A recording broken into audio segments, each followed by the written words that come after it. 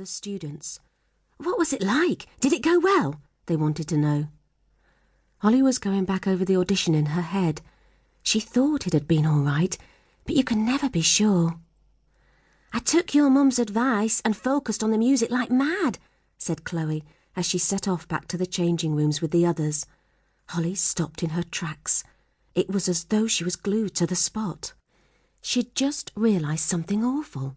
She'd been concentrating so hard on the steps and the expression and feeling the icy atmosphere that she hadn't even noticed the music.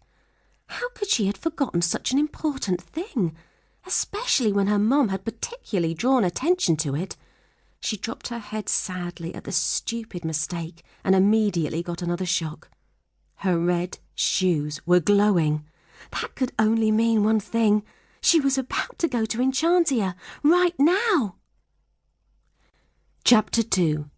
The Scorching Sun. The glow was turning to swirls of colour, getting faster and brighter, and suddenly Holly was swept up amongst them. Where am I? She thought a few moments later.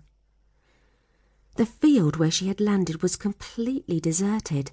There weren't even any trees in it, which was a shame because the sun was beating down furiously and Holly was dying for a bit of shade. Her friend the white cat was nowhere to be seen either, but he'd arrive at any moment, she was sure. He usually did. I hope he gets here soon, thought Holly, as the heat started to make her feel a bit faint. Thank goodness she was still in her snow maiden's outfit, or she'd boil over. Even the grass was wilting and beginning to turn brown. Just when Holly thought she'd melt if she didn't find some shade, a familiar voice sounded just behind her. Hello! Hello! The white cat was leaping towards her.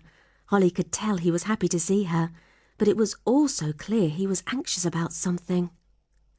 Oh, Cat, she said, shaking his paw gently. Sorry, too hot for hugs. Whatever's going on?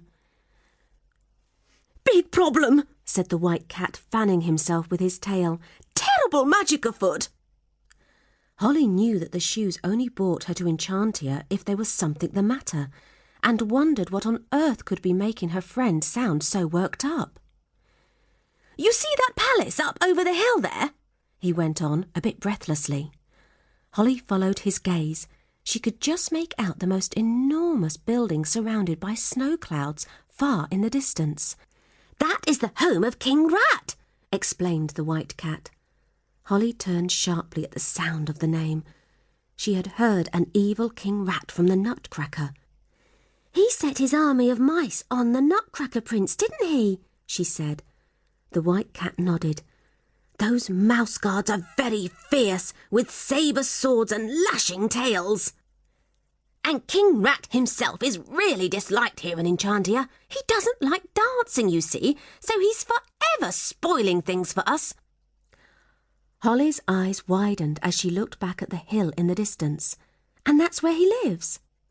Well, said the white cat, he actually lived in a grey stone castle until recently, but he is so vain and selfish and absolutely has to have whatever he wants.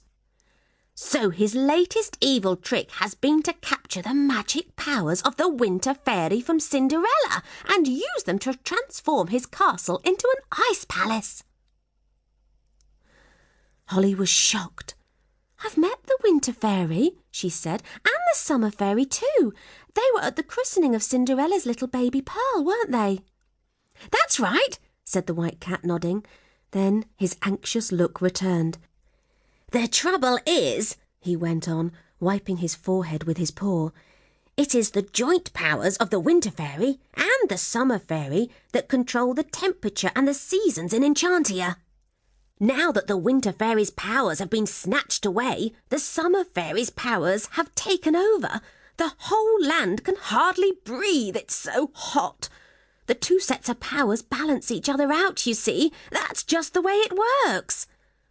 Holly had been trying to take in all that the white cat was saying, but it wasn't easy when she felt as though she was about to faint from the heat. Oh, we have to get the Winter Fairy's powers back, she said, trying to sound stronger than she felt. We must go to the Ice Palace.